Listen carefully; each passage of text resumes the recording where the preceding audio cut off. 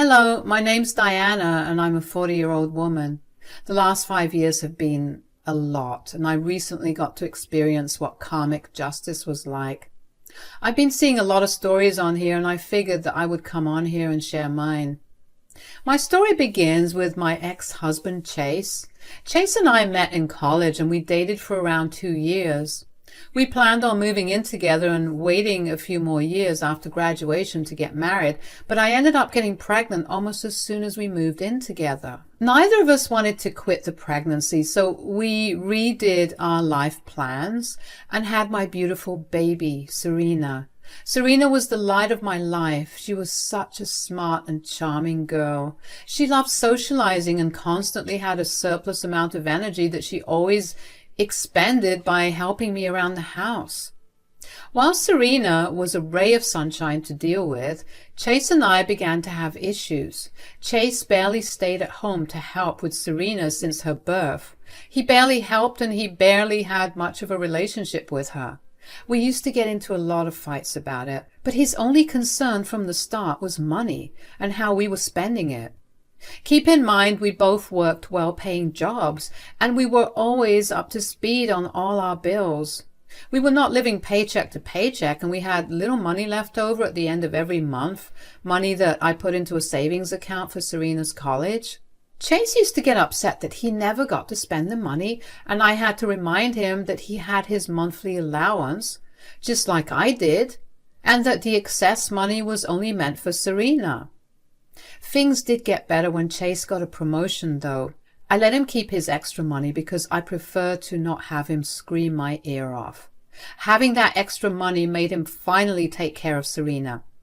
That did anger me, but once again, that was better than him never paying Serena any attention. Over the next 10 or so years, life went great for us. Chase and I were doing better and Serena had grown into a beautiful girl. I was obviously dreading her entering her teenage years, but then there was something much worse happening with her. Suddenly, my lively and energetic baby became lethargic and unable to stay awake for longer than 3 to 4 hours. The same girl who only ever brought home A and A+, started coming back with C's. I tried talking to her to see if there was some mental strain, but she always told me it was nothing. The final straw was when I got multiple calls from all her teachers telling me that Serena was sleeping in class and struggling to stay awake. I then got Serena to spill what she was feeling and she told me that she just felt fuzzy in her head all the time. She couldn't stay awake for too long because if she tried, her head would hurt like crazy. I got very, very concerned and I shared my concerns with Chase that night. Chase, I think there's something really, really wrong with Serena. What are you talking about? She's been getting paler and paler and she looks really weak. Does she have a temperature? No, but whenever she does the smallest of tasks, she needs to sleep after. Like, I asked her to tidy up her room, which only needed her to pick up her clothes off the floor, and she then fell asleep immediately after and only woke up in time for dinner. Maybe she was just tired from the day. Yeah, but she slept immediately after school as well. Is she behaving the same way in school? Did we receive any complaints? Apparently she is. She's constantly sleeping in class and keeps getting late to class. It's like she's stuck in a permanent state of lethargy. And that's very, very concerning, don't you think? Did you speak to her about this? Well, of course. She told me that she just feels drowsy all the time and she doesn't know how to cope with it. Well, I think she's just going through puberty. Must be normal. I don't think this is puberty. I think we need to take this seriously and get her taken to a doctor.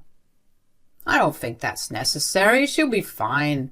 We probably just need to be stricter with her and she'll be fine. I'm not doing that. She's suffering enough and the last thing she needs is her parents being strict about something she can't control. Look, you're going to spend unnecessary money by going to the doctor. They're just going to tell you that her hormones are going crazy and it's a normal teenage thing. We'll have to spend a lot of money just for the same diagnosis I just gave you. What's more important, money or your daughter? Besides, we have health insurance and I'll pay for whatever else needs to be paid. Whatever. You just love to not listen to me. But the money's going out of your pocket, so why do I care? I couldn't believe that Chase was genuinely that concerned about the money. I mean, how was his daughter's life not as important? I didn't give myself time to dwell on it because I felt in my gut that something was seriously wrong. So I took Serena to the doctor immediately the next morning. Serena tried to protest and tell me there was nothing wrong, but I told her to just let us have one visit before drawing that conclusion. She caved and was open and honest with the doctor when describing her symptoms. The doctor had her blood work done and even had her schedule an MRI. Over the next few weeks, Serena and I were just running in and out of the hospital without really learning much. All I knew was that with every visit we paid, the work only got more intense and everyone seemed to be panicking.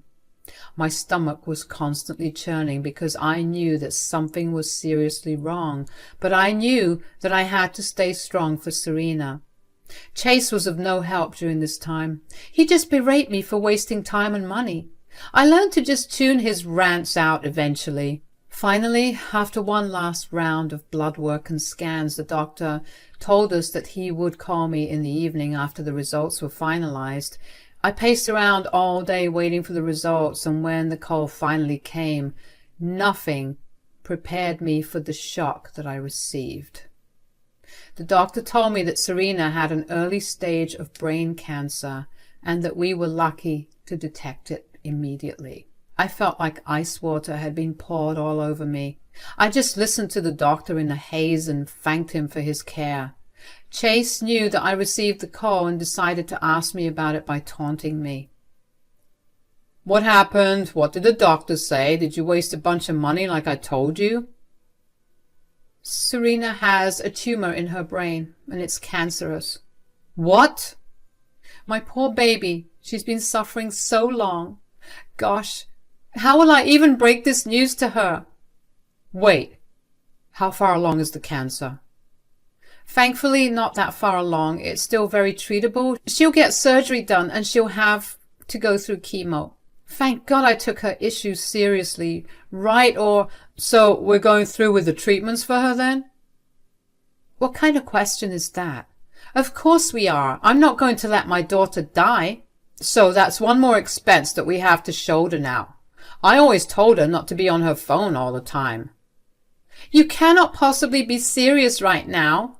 Are you really valuing money over our daughter? Look, I get that you're being overly emotional about this, but at some point, you're going to have to think logically about how this is going to affect us. What are you talking about? How am I not supposed to be emotional? This is our child. We've watched her grow up. We've been there with her through every up and down. How can you be so emotionless? Woman, it's not that deep. Yes, I feel sad too. I don't think that Serena deserves to go through this. But really, we're already struggling as a family, and the costs of her treatments are going to be very hard for us to deal with. That's all I'm saying. Great. So what do you suppose we do? Not give our daughter the life-saving treatment she needs? Don't try to make me into a bad person here. Oh, believe me, you're doing it to yourself. You want to know how we could work around the costs of her treatments? For starters, you can stop eating out for lunch every day. You can stop going on long drives in that car of yours that guzzles gas.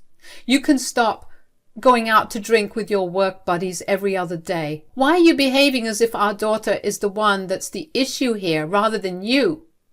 You're clearly deranged. Even if I stopped all of that, it would still never cost as much as Serena's treatments would, and you know it. Money saved is better than money spent, no matter how small of an amount it is. That's a stupid thing to say. You know what? We were already struggling to begin with, and now you're asking me to give up the only things that were keeping me sane. I don't want to do this anymore. What are you talking about? It's way too expensive to look after Serena, and I don't want to be destitute. I'm just going to leave.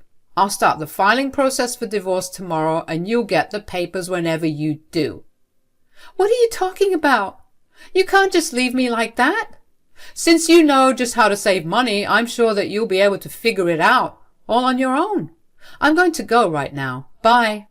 Chase took out a packed suitcase from his wardrobe and left the house. I could barely process what I was told about Serena, let alone my husband leaving me because he felt like he deserved to have all his money spent on him. He didn't even hesitate to put himself first. He didn't bother to show any empathy for Serena or ask me how I was doing.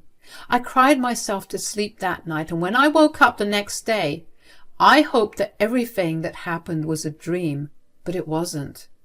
I decided that it would be better to have Chase around for Serena only because I had no idea how I could possibly break the news of our impending divorce to her. So I called Chase to try and grovel to get him to stay with me. He didn't pick up the first 3 times I called him, and just when I was about to give up on the 4th try, he answered. "Oh, thank God you picked up. What do you want?" "Look, I'm sorry if I did or said anything wrong. I get that we were both dealing with a lot. I mean, learning that your daughter has cancer is a big deal, and everyone processes things differently." "What are you saying?" "What I'm trying to say is that I understand that you must have been overwhelmed, and I probably did not make it easier for you by insinuating that you were selfish. Please don't leave Serena and I. Serena wants to see you and is scared you left because of her." "First of all, I did leave because of her. Well, to be more precise, because of her upcoming expenses. Secondly, the cancer news was only the final nail in the coffin. I did not want to be even more destitute than we already were. I was tired of constantly having to calculate how much I could spend where." "Wow. So you just wanted to leave because you were selfish?" "You can call me whatever you want, but I'm just doing what's best for myself." "Do you really feel nothing for your daughter? Do you not feel heartbroken? How are you leaving at the most crucial moment of her life without even batting an eye?" "I get it. What Serena's going through is tragic, but I cannot be there to support all of us anymore. I can't take any more financial strain, and that's it. What if Serena doesn't make it? Or what if the treatments continue for years? Who's going to finance all of that? You didn't even stop to think of things that way. How dare you believe that Serena won't make it? But even if she didn't, at least the guilt of not having tried enough would not exist. Isn't that something you want?" "No thanks. I don't want to have to give up all my comforts in the world just to be there for no results." "I hope you know that you're a monster. I hope nothing but the absolute worst for you." "Great. The divorce papers shall reach you in a day or 2. Please don't contact me again. Bye." I was appalled. I didn't know what to think about. I felt fully and completely numbed to everything that was happening. How could one be careless enough to leave their daughter when she was just diagnosed with cancer? I wanted to cry, not only because my relationship with Chase was over something so selfish, but because I also did not know how I was going to be able to tell Serena why her father left. I realized that I needed to steel myself and be strong for Serena. The poor girl was already going through so much. The last thing she'd want to see was her mother break down and not be there for her. Over the course of the next year, Chase and I got legally divorced. I found out through social media that he married another woman immediately after our divorce was finalized. And let me tell you, that sent me down an entirely new kind of spiral. I felt even more worthless than I did before. But yet again, I tamped down all my emotions because I needed to stay strong for my little girl. I couldn't keep the reason for Chase's absence from Serena too long. I made excuses for the first few months, and it did help that she was almost always hospitalized, but after a point I figured I was only hurting her by not telling her the real reason that her father was not there with her. She was heartbroken when I told her, but eventually got through it. I stayed by her side throughout it all and let her cry for as long as she needed to. In a way, watching her process her emotions made me feel better about my emotions too. Anyways, Serena underwent extensive surgery and chemotherapy to kill off whatever they couldn't remove with the surgery. She lost all her hair and a good amount of weight too, but she was happy, and that was all that mattered. The next 2 years were spent with frequent visits to the hospitals for checkups and routine scans. Finally, 3 years after being diagnosed, my baby girl was declared free of cancer. It was truly a momentous occasion for us. We hosted a big party for all the people who helped us in any capacity that they could, including my parents, Serena's teachers and classmates, our neighbors, and even Chase's parents. Yes, they helped too. They called me as soon as Chase told them about the divorce to tell me that they were disgusted by their son's behavior. They disowned him and made it a point to come over and help in any way they could. I truly am grateful for them. After my baby girl turned 18, she decided to take a gap year to spend proper time with me, considering that the last few years had been spent stressing out about her cancer. We were finally doing well in every aspect of life, and I was genuinely beginning to feel good. But of course, something had to happen. One day, I happened to get a call from an unknown number. I don't know why, but I picked it up. Hello? Hi, Diana, it's Chase here. How did you get my number? Well, I had to look around for it, but I found it eventually. Did you stalk me? No, look, I just wanted to check in on you and Serena. Why all of a sudden? I just miss both of you. Right, and it took you 5 years to reach out to us? I know, I was horrible for what I did. I don't think horrible is strong enough word to describe you abandoning us right after my daughter got diagnosed with cancer, all because you were a selfish jerk. I see you're still holding on to that grudge. I'm sorry for it all. By the way, I'm a changed man now. I highly doubt that. Could you please just tell me how Serena's doing at least? Why should I? You didn't care before, so I don't see why I should tell you anything. Look, you either tell me or I pull some strings and find out myself. Serena's doing fine, so am I. How were you able to finance the whole thing for her? Why is that any of your concern? Look, I feel guilty enough for what I did. At least let me feel better knowing how you managed to get through it all. My parents helped, and so did yours. Our neighborhood and Serena's school also helped in every capacity they could. Now that I think about it, maybe it was a great thing that you left. Yikes. But you're right. I've been nothing but miserable ever since I left. I married this woman who was filthy rich. I quit my job and became a stay-at-home husband. How was that miserable for you? Wasn't that everything you ever wanted? Sure, but she never failed to rub her wealth in my face. One day I kind of snapped at her and she decided to leave me. Now I'm going to be homeless in a week and I have nowhere to turn to. So you are the reason for your own misery. That's not surprising. Why are you telling me all this anyway? I just wanted to ask if you'd be able to send me some money, just for the next few months until I can get back on my feet. I would ask my parents, but they refuse to speak to me. Ha!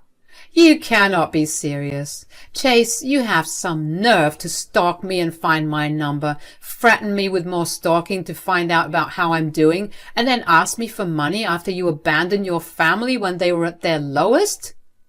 You don't have to keep throwing my mistakes in my face. I won't be able to help you in any way. What? Why? I promise I'll be better. I'll make up for it in any way that I can. Ugh. I would love to help you, but it's too expensive to look after you, and I've gotten too used to my comforts, and I can't ever imagine giving that up. Why, you... All right, then. Good luck with your future. Do me a favor and lose my number, because I never want to hear from you again. If you contact me again, I will file a restraining order against you. Stay out of mine and Serena's lives for good, just like how you had intended when you left. Bye. Nothing felt better than throwing Chase's words back at him. Did I feel bad for the position he was in? Absolutely not. He left Serena and me when we were at our absolute lowest, all because of his selfish needs. I saw absolutely no need for me to help him, and in fact I was actually very shocked at the audacity he had to come crawling back to me. I blocked his number because I wanted nothing to do with him. I found out through his parents that he tried to contact them and get them to help him too, but they did not want anything to do with him either.